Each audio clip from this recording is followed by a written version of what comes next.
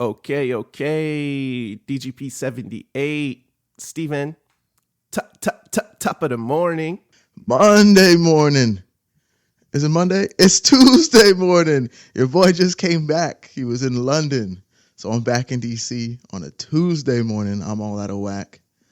But it's good. When I actually went to the Everton game this week, and how about that? Got to go to a game. Excited. An absolute stinker for me, bro. Absolute stinker. 0-0 Everton. Talk to me, man. Honestly, dude, I didn't text you the whole time I was watching the game. And then afterwards, all I had to say was, that was shit. I'm so sorry that you traveled for that, dude. Like, I just felt so bad. And this is the part where these players maybe don't understand that somebody out here is supporting you from across the pond, traveling 14 hours to get to you to watch a game, dude. And that is your performance? So it's a 7-hour flight from DC, which is great, but I imagine there's obviously people coming from the West Coast. I saw a person there with like a Green Bay Packer hat on, coming from Wisconsin potentially. Yeah, we're talking 10, 12, 14 hours if you're on the West Coast. That's crazy. London, excellent. Great experience. Loved London. Enjoyed it a lot. Game day experience, top notch. I really did enjoy it.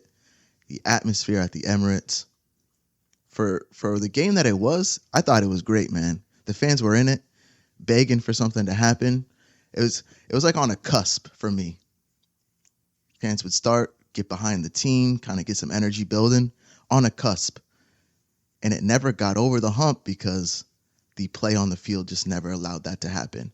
If we had gotten a goal, I think we would have been right in it. Crowd would have been over the top, over the moon, sent us on our way to 3 points. But that's what we're here to talk about, right? You can only lead a horse to water. You can't make him drink, as they say. Yeah, dude. I mean, I think since we last spoke, we had the Monaco game, which you didn't really have any fears for. I don't think I did either. And we pulled out a 3-0 job at home. That was great. Going into Everton, I think expectations were always that it had the potential to be a stinker. I mean, it's a Sean Dyche team, dude. We know what he's all about. They had a lot more time to rest than we did. I was worried about that. So they had a clear plan and they executed. All in all, I think the vibes around the club are pretty much in the mud. I think this pod, we're mostly just going to focus on the status of the team and the general energy surrounding the club. But before that, tell me a little bit more about this London experience, dude. I want to know, sort of watching the players in person, what did anything surprise you? Did anyone's like size or speed kind of look different than what you see on the television? You know what? I would say the two center backs, honestly. The two center backs are crazy. So Gabriel and Saliba, the level that they're playing at, I feel like compared to a lot of other players, just seems different. And so Big Gabby's back in the lineup, excited, wasn't sure exactly. I mean, he's missed a few games, right? I mean, the level is different, man. That dude, he's big. Both of them are very big. Saliba a couple times tracking folks down, winning the ball. I know he knocked a couple out for like a throw-in, tracking a runner. It's like, these guys are serious. These are serious ballers right here.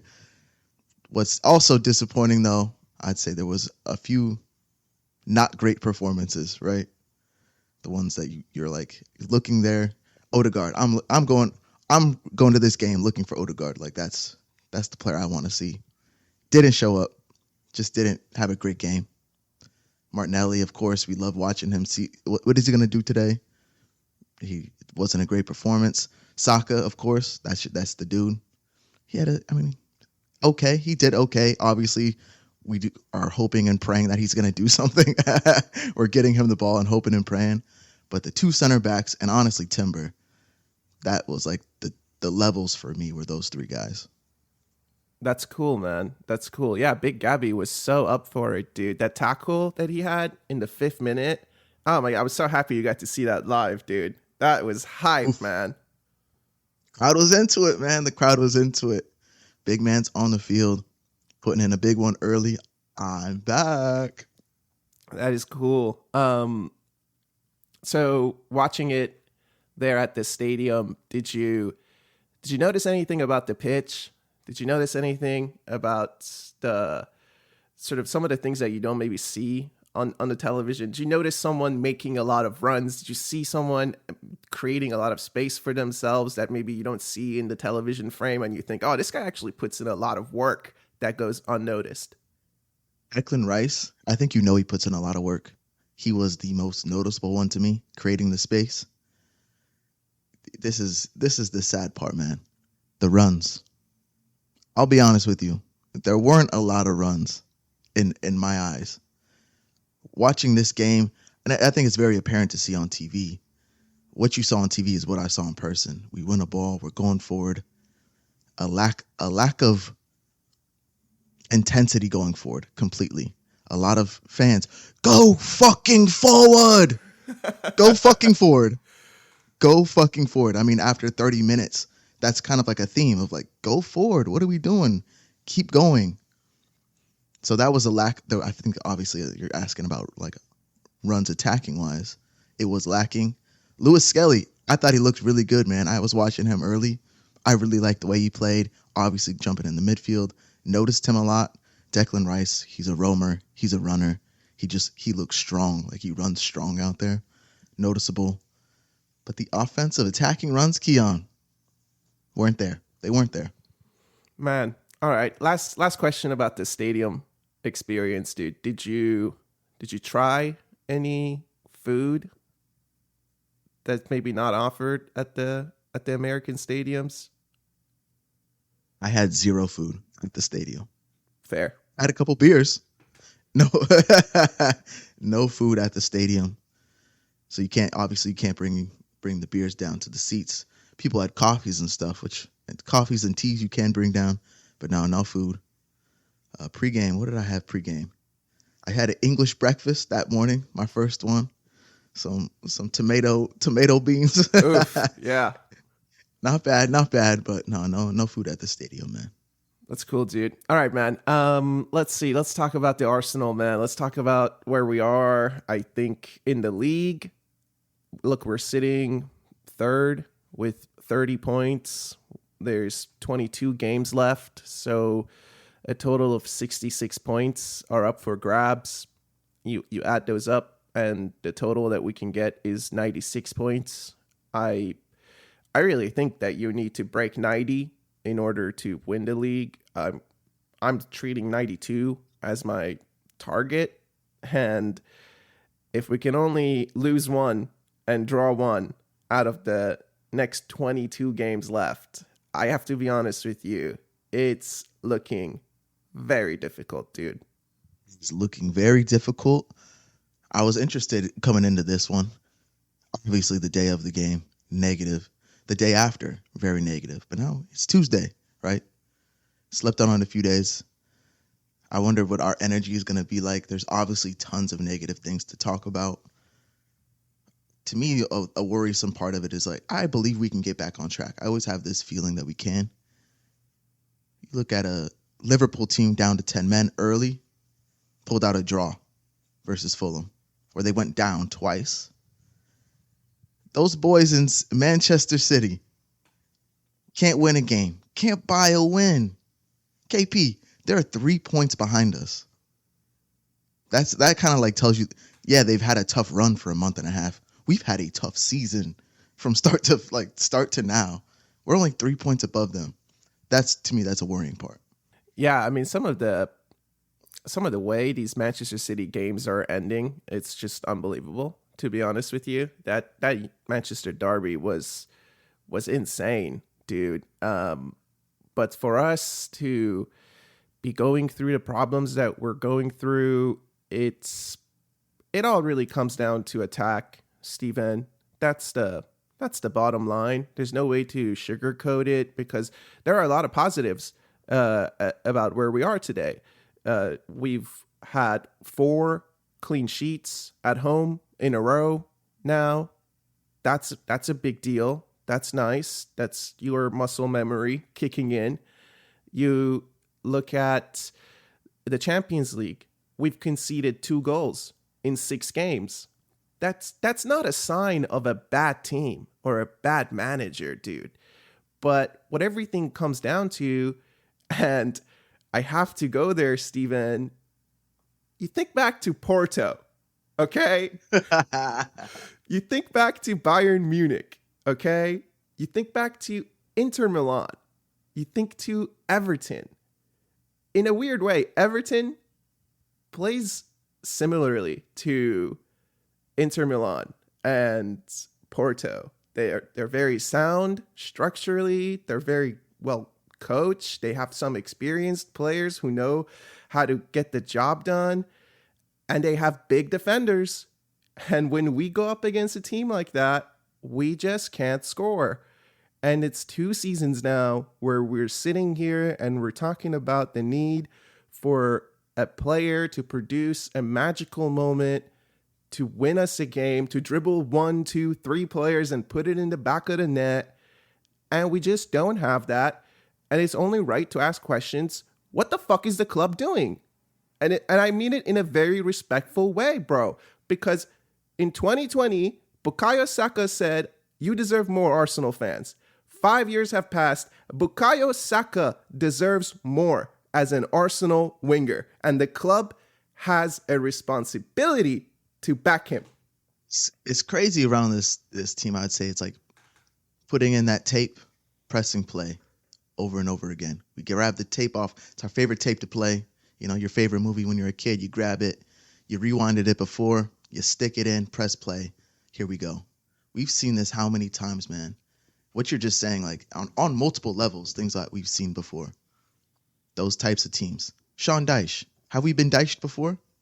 Yeah, we have. We know what he's going to come and do, right? And it happened again.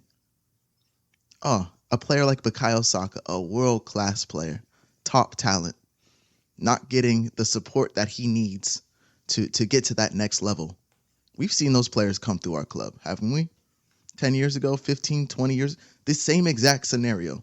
We've seen it happen, and how did that end? Not great for us. We're grabbing the tapes, we're pressing play. Something's got to be different. That's a great question. Like, what the fuck are we doing? What is the ambition? I think something I know game-wise I keep thinking about is like Mikel after the press conference, like, well, they didn't create anything on us. We just had to put the ball in the net. Everton did 0 things. They did 0 things. They did 0 things. It's like, you've been Dyche before. Was Dyche going to do anything? He was going to do 0 things. That was his game plan. So, like, don't just, like, repeat back to me. Like, I feel stupid. I feel gaslit by you by saying that. We all know what he was going to do. Right? Like, we got to get some answers, man. Some answers. I mean, I think on the last pod when we were looking for the silver lining and I said that I hope we're learning something, and I was really talking about the manager at that point, but I hope the club has been learning something because, yeah, dude, when a player recognizes that they deserve more and they see another club willing to give them more, they're going to go there. Robin Van Persie is the perfect example that I can think of. He was in a team where he just felt like, I deserve more. I deserve a trophy. These guys offer me more. And, you know, honestly, it's fair. People change jobs all the time in the professional world. CEOs leave companies for others. And sometimes you just recognize you deserve more. And the reason that I'm bringing all this up is because I felt like you made a very good point a couple of weeks ago when you said Bukayo Saka has left the English boys behind. It's no longer comparing Bukayo to those guys. It's now Bukayo Saka and Mo Salah. That is your comparison. And I was reflecting on what has Mo Salah benefited from in the last 6 years? People seem to forget that there was a guy named Sadio Mane, an absolute fucking dog, dude, lining up on the opposite wing as him. You're not telling me, you telling me he didn't benefit from that? You look at that Liverpool team right now. Luis Diaz gets into our left wing. Darwin Núñez gets into our left wing. Diego Jota gets into our attacking line, bro. Would I rather have Diego Jota coming off the bench or Gabriel Jesus? I think you know the answer, bro. So Yes. Bukayo deserves more. And another thing about Mo Salah, he has had Trent Alexander-Arnold behind him, an overlapping outside back that can ping the ball through for him. And some of Bukayo Saka's worst games have come when TP5 is playing at outside backs. You can't tell me those things aren't correlated. We're not helping Bukayo succeed, dude. We are absolutely not. To be honest, I wasn't even thinking of that. So that's a much big picture thing. This is December. That's not on my radar, man. But that's where we're headed. Is this season feels like it's gone down the bin. Like it just does. I'm not willing to throw in the flag, but that's like the general vibe on the socials. That's what it is, right? We're already looking forward to end of the season if we don't get a cup. Like, what are we going to do? What are the players thinking? We still have to sign. We got to re-sign Saliba. Is Saliba a guy that's going to want to stick around? I don't know. Bukayo Saka, the main man, is he a player that's going to want to stick around? I don't know. We've seen great players on other teams, Van Persie, Fabregas, get an opportunity elsewhere. They take it, right? They take it. And it all comes to scoring goals. Transfer business. Edu Cook. There's question marks, right? There's just question marks. I got a stat here. In 2024, this is not even this season, 2024 altogether, we haven't scored in 10 games. That's 21% of our games have ended goalless for the Arsenal. We're a title. We're trying to win the title. 21% of our games, and it's also 21% this season, 0 goals. You've said, I couldn't be managing a team and be like, we're not scoring today. We're scoring 1 goal. That's what we're doing. Fuck being conservative. Let's get a goal. We can score. We're better than these guys. As a being in the stadium, I'm watching the game. I called out Big Gabby and Saliba. Fantastic. Timber, fantastic. They're levels, man. Calvert-Lewin, like he's not even getting a sniff. He's not even trying to get a sniff. KP, he's not even trying to. So why aren't we going forward? Why are we being so scared and playing sideways? Go forward. If we lose the ball, we lose the ball. Big deal. We're great at pressing. We're great in transition. And we have 3 big men behind us that can just knock somebody off the ball when we need to. We have yellow cards to give if we need to throw in a dirty foul. Why aren't we going forward? And Saka, obviously, to me, again, he's our hope and our prayer. And eventually in the game, what happens is we're swinging it around. You give it to him, put in a ball. Hopefully you put in a beauty. Hopefully you can beat 3 guys and put in a shot. That's not the way the game works, right? That's just not the way it works. Yeah, I mean, there is positives, right? It's 8 games unbeaten in a row. For those of you counting at home, choo-choo. You heard it on this pod. This team is very capable. But the draws, the lack of scoring in those draws, I mean, even Newcastle, dude, we went and we lost 1-0. I don't like losing 1-0. I don't like seeing a 0-0 result. And to sit there and say, well, we dominated them. Like, how many times have I watched a Manchester City game over the last 8 years and said, this is so boring. I don't like it. It's not what I enjoy, dude. And the possession, so what? We have 75 possession. If it's Thomas Partey passing it to Jorginho and Jorginho passing it back to Thomas Partey because those two can't do anything and they're both of them just want to get in the middle and they can't. So it's just, I don't know, man. I mean, you've said the manager is scared before. You straight up just said he's scared to play Louis Skelly. And honestly, after the performances we've seen from Louis Skelly in the last 2 games, it begs the question, why didn't he play against Fulham? Why not? You have to be scared, dude. And we can't keep going with this risk-averse mindset to just trying to minimize all the risk, bro. You got to take risk, man. To me, that's the good question. So the being risk-averse, being conservative, I do think that is something that is preached. 0-0, Everton. I think we ended up with 15 shots. 13 or 15 shots in that game. Do you put that more on Mikel or do you put that more on the players?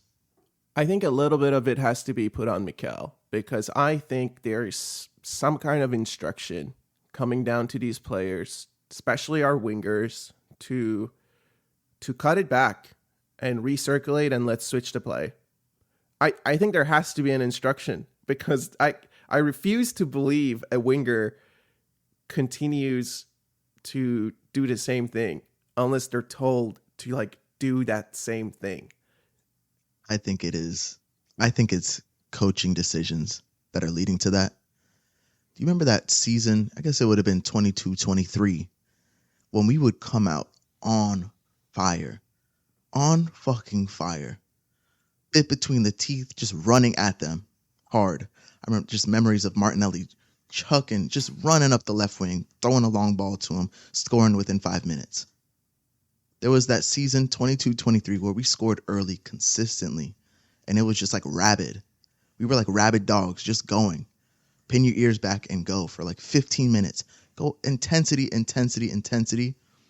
We didn't win the league that season, right? We kind of fell apart, lost our way with injuries. That was the Saliba season where he got injured. To me, it's like there's now I learned from that and we're going to be conservative. We're not going to go forward because the wheels fell off that way. Let's be more controlled. We win games when we go up early, man.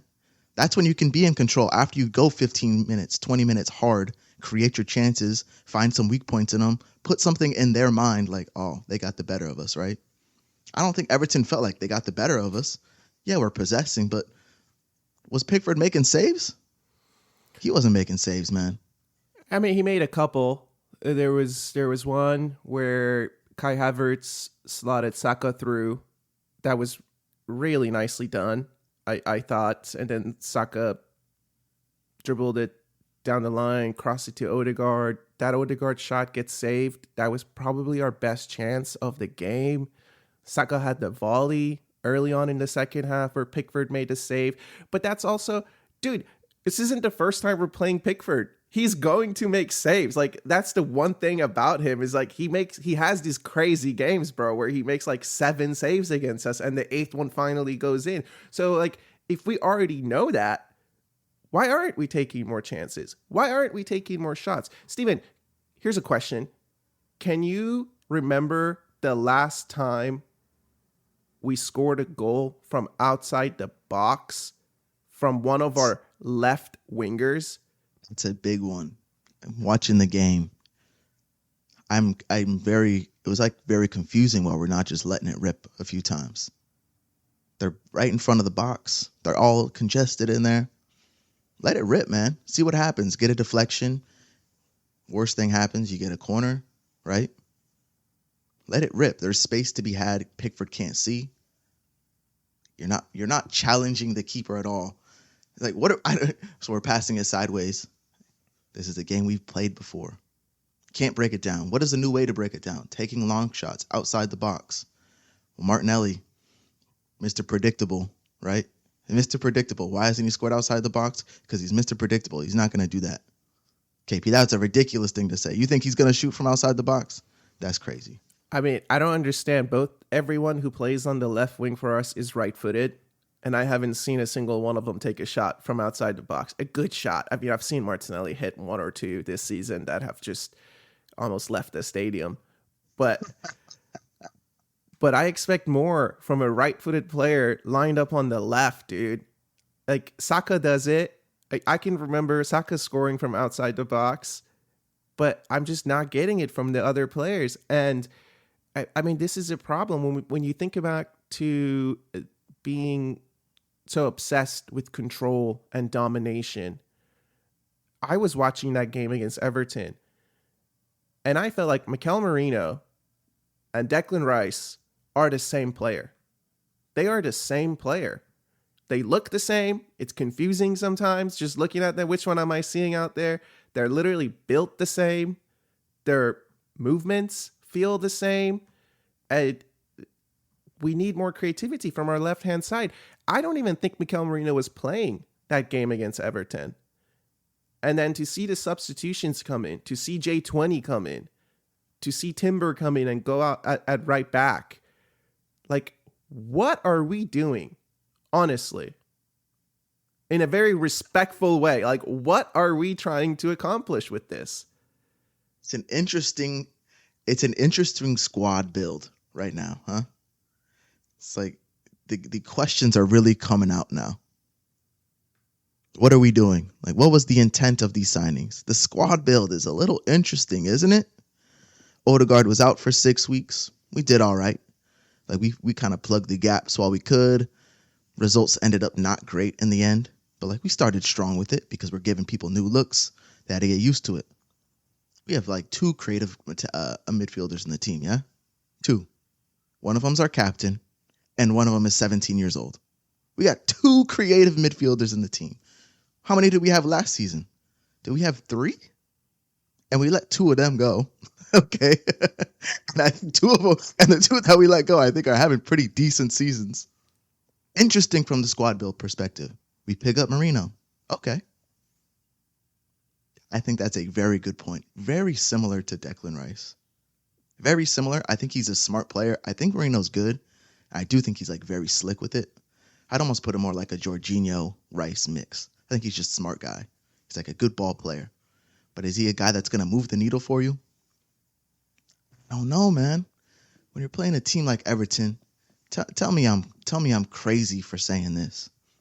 Playing a team like Everton, they ended up with 2 shots in the game. We have 66% possession. You're playing Rice, Marino, Odegaard. Now, we subbed out Odegaard for Waneri. Why didn't you give Waneri Odegaard a look? 2 creative midfielders. Why not? Put in J20 in the midfield as well. It seems like there's just a lack of creativity. There's a lack of faith in people. There's a lack of confidence that we're going to give up a break and let them score on us. Let's get our goal. We have enough to shut up shop. We just do. I think we've proven that over 2 to 3 seasons. We just have enough. It's the going forward aspect, man. There's a lot of questions to be asked these days. Yeah, no, there is. There's a lot of finger pointing as well. And I also think the manager is being let down by the options that he has in attack. And I mean, I believe that. You look at... Okay, but you go ahead and say that. But, like, did he not choose these folks? Are these not his boys? Yeah, I mean, if you look I think I'm having a difficulty with it, Keon. Like, I don't want to feel like I'm going to come at you here. But, like, I'm having a difficult... These are his players. He chose these people, no? I think it's fair to say that, dude, because you look at the Raheem Sterling signing, and, like, that's his boy. That's the only thing that makes sense, right? Why was this player signed? He hasn't played in 6 months that he's been here. And, I mean, I like to play some 4D chess. I like to say that, hey, maybe we signed Raheem Sterling because Chelsea are covering half of his wages, and he is a traveled player. He remembers what it's like to be 17, to break into a squad so he can play that uncle role for another Englishman like Waneri, another Englishman like Louis Skelly. He can tell them he's been all across Europe. When when Louis Skelly goes to Sporting for the first time, when Waneri goes to Sporting for the first time, I can tell him, like, I've been here before, young man. Like, this is the thing about this stadium that you have to be aware of. So I do think there's elements that he adds in that respect. But we need fucking goals, dude. We need goals. That is a crazy one to me, to like keep him on the bench too for as much as we do. For the lack of creativity. It's just a lot of questions, man. Squad build. We've obviously bought a lot of defenders. Did we buy a lot of broken defenders? Did we know these guys are going to be broken and we just bought them anyways? And lo and behold, they're broken.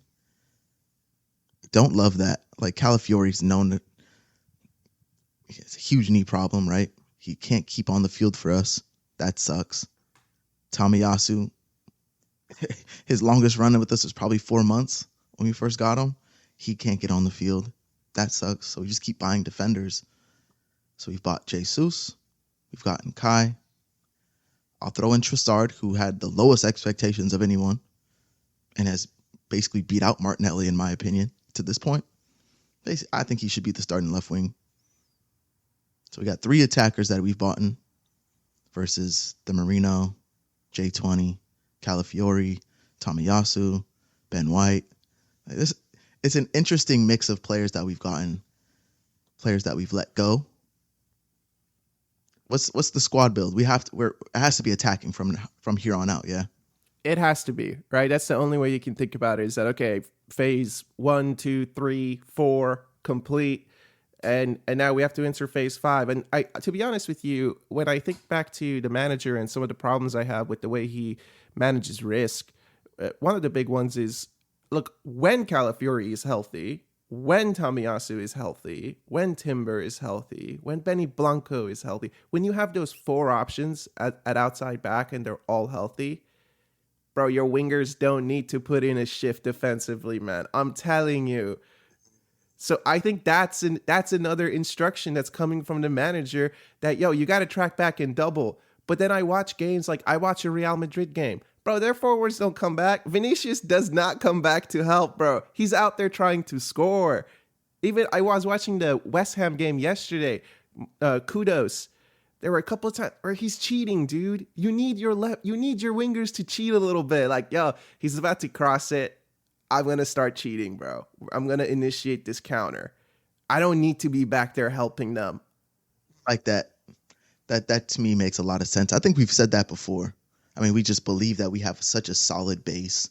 Why do we don't need Martinelli holding hands with our left back. We just don't need it. Yeah, he can come back and he does make some cool tackles, like some good moments, but we don't need him to be doing that all the time. We just don't. Our base is so strong. I believe in those dudes in the back. I just do. It's strong. And if you have a Rice there, you have a Partey, strong. That's a strong back line. Strong base. Why aren't we going forward? The outside back play. Isn't it weird that no one overlaps Martinelli? We're like 2 years into this Martinelli struggling. How many times does the left back get around him? Wouldn't you expect us to try it a few times? I mean, KP, wouldn't you expect that? Yeah, I mean, it seems to be reserved for the left-sided midfielder to get around Martinelli or to make the underlap. It seems to be by design. I really think it's reserved for the left 8 to support the left wing and for the left back to be tucked in, supporting more defensively and keeping the structure to help switch it. That makes sense to me, but why can't it be 3 players? Why can't it be the outside back, the left 8, and the winger working together there, making some runs together there? Because there's a fucking big Gabby behind you covering the whole left side, bro. It's gonna be all right. It's gonna be all right. It's like the right wing, yeah? The right wing is like that. Typically, if we have that Timber and White there, they go in, they go out. They're going both ways for him. They create space for Saka, right? So he can either cut in or he can go outside. The left back does not seem to overlap Martinelli at all. If we're calling Martinelli predictable, I mean, it's just like, maybe he has to be predictable. I'm going 1v1 because I'm not getting the overlap ever. Lewis Skelly got the legs for it. I think he could get over him. He can do the overlap. If you got Zinchenko out there back in the day, I totally get that. But to your point there, the left 8 has the responsibility to either do the underlapping run or the overlapping run.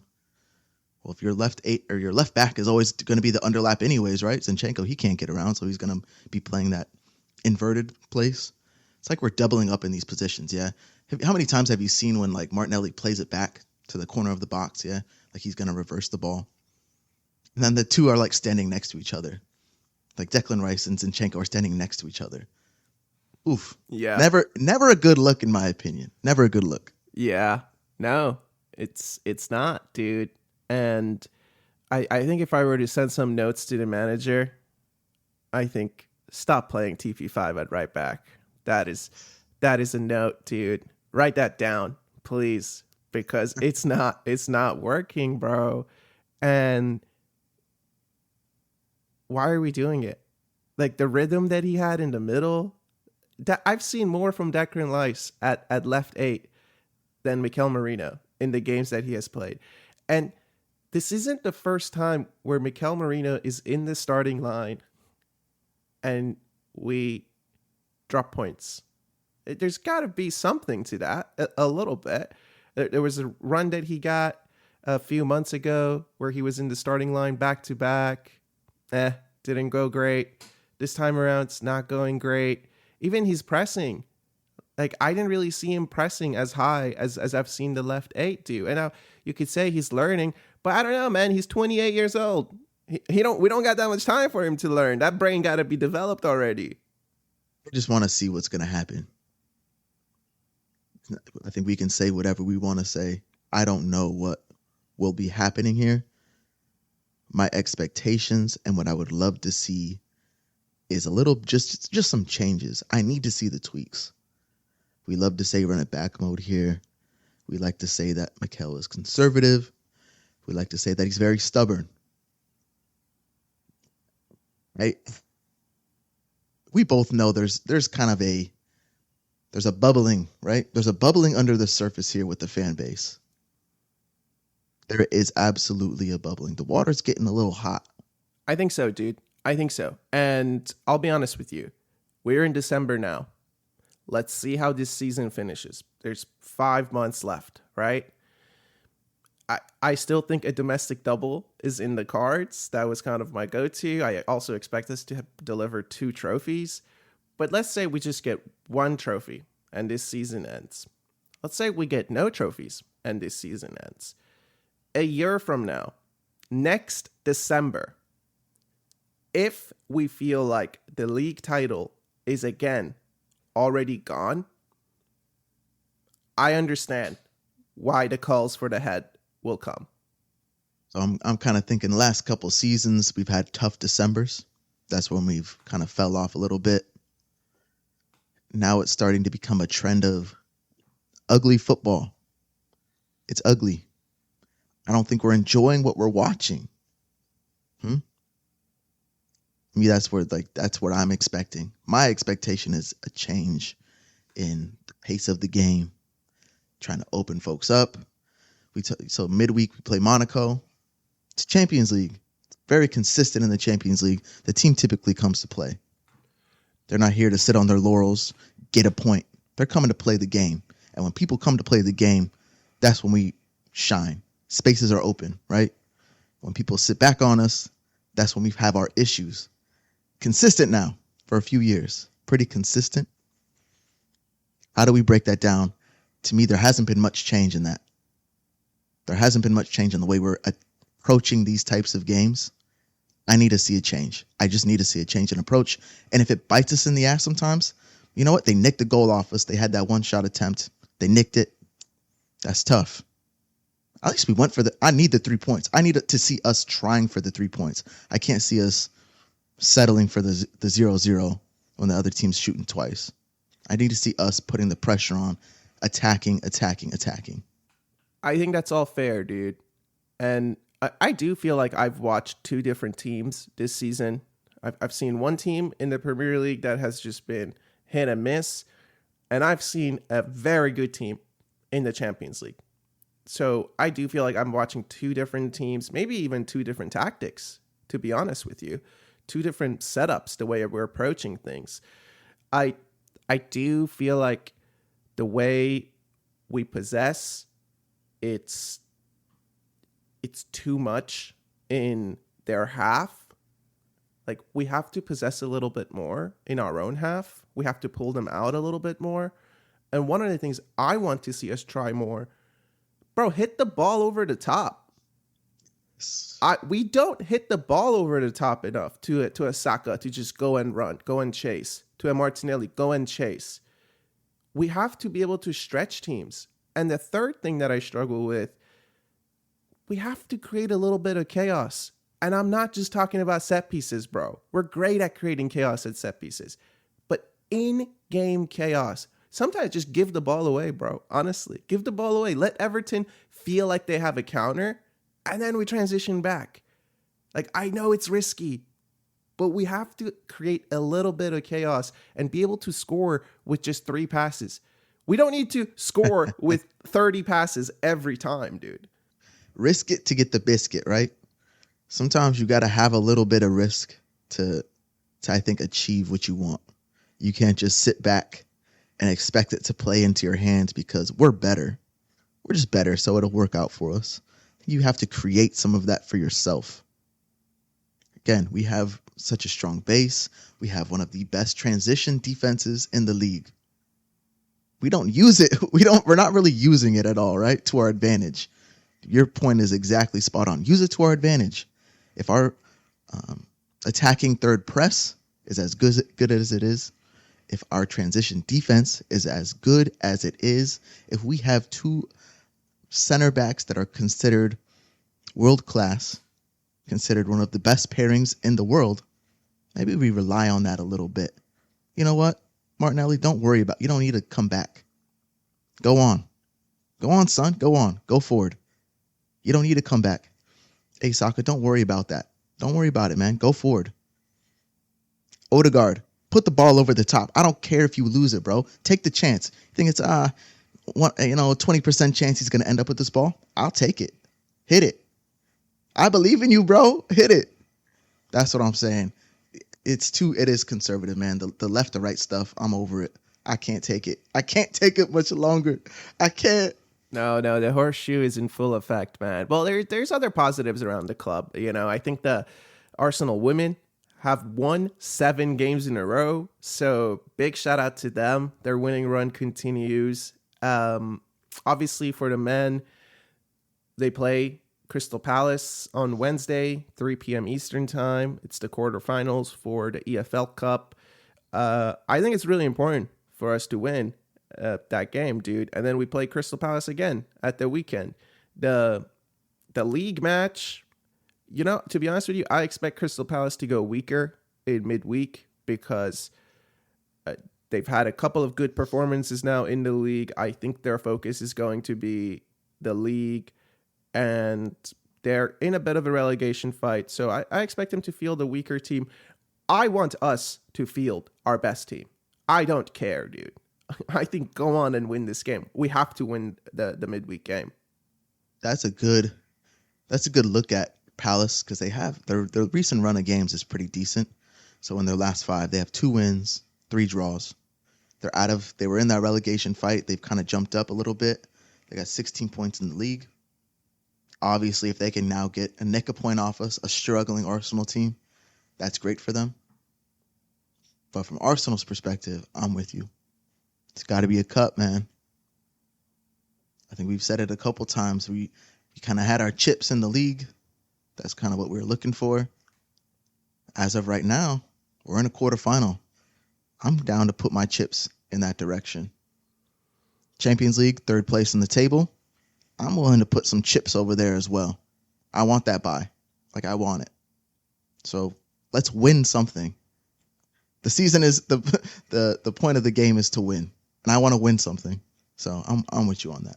Yeah, I do too, dude. I really want a trophy. And I mean, this EFL Cup, there's 8 teams left, right? And there's 4 kind of big names in there. It's Arsenal, it's Liverpool, and Tottenham and Manchester United play each other. So in the semis, it's likely to be a little tight, but I like that path. I think Newcastle is also still in it. So from those teams that I've named, I think we can beat all of those teams in a final. And so we should absolutely go for it. Get a trophy, get our hands on a trophy. And this one I think plays a little early. I think the final is in January or February. So if we can get our hands on a trophy, I'm okay. I'm okay. If the EFL is the only cup we win, I honestly think I'm okay because I do give the manager grace for just the shit that he has had to deal with this season. Oof. That's I feel like I want to end this on a silver lining. That's not really a silver lining, but it has been a tough season, right? The red cards, which were insane. Where have the delayed restart yellow cards gone? He did give one in the Everton game. He did give he did give a couple. I'll give him that. Crazy red cards we've gotten. The injury woes. This is the worst. I mean, in the past 3 years, our injuries are terrible this year, huh? Terrible. So I given him grace. Facts. That's facts. I'm not calling for anybody's head. I'm just asking, can we please see something different? Because the water is getting hot. So now is when you earn your money, right? This is when you earn your money as a big manager of a big fucking football club. This is now. It is now. And I think the manager is learning a little bit. Show us that you're learning.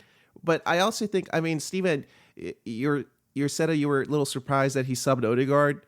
I wasn't too surprised with the Odegaard sub, and I'm glad he gave Waneri 30 minutes. How many times have we sat here and said, yo, give the kid 30 minutes. Don't just give him 10 minutes. Don't just give him 15 minutes.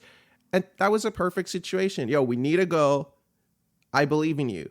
Go and play 30 minutes. So I think he is starting to take more risks, and hopefully it continues. Hopefully it is executed a little bit better. So give me your silver lining. I think you had mentioned the cup. Obviously, quarterfinal, you're feeling pretty good about that. I think Champions League, you think we're playing excellent there.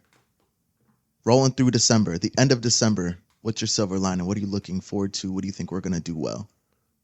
My silver lining for the end of December is that we win out. I think we have to win out December and go into January. If I see that, I'm okay with it. My silver lining is that, look, we're 8 games unbeaten, dude. I do think there's something to take into consideration there. 4 games with a clean sheet. I do feel like there's something to take into consideration there. And it's not like we're not creating chances. We're just not scoring them. And it's not the first time we've been there. My biggest silver lining is that we will sign someone in January. Get a couple names down, huh? Get a couple names down for January. I think my silver lining, as much as it hurts to see some of the same stuff over and over. Here's the silver lining for you. The equivalent fixtures from last year to this year were only 3 points off the pace. Equivalent fixtures, so the teams that we played last year up until this point versus this year, we're only off it by 3 points. I mean, I said this. I said there's 96 points that we can still get. And I mean, I say 92, I think is needed to win.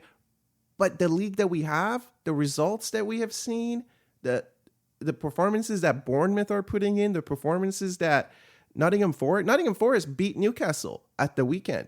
So, they beat Aston Villa at the weekend. So, I mean, the league is deep. That's a silver lining, that the league is competitive compared to past seasons. And maybe with an 88, maybe with an 89, it's still possible. So the silver lining, Steven, is that mathematically it remains possible to win the league if your focus is the league.